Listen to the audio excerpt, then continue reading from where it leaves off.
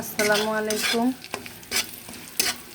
আজকে আমি বাচ্চাদের জন্য ওই ডিম আর পেঁয়াজ কুচি আর তেল দিয়ে বিরান ভাত রান্না করব। বাচ্চারা এটা খুবই পছন্দ করে। ভাত যদি থাকে সকালে এইভাবে আপনিও করতে পারেন। এটা খেতে অনেক মজা লাগে।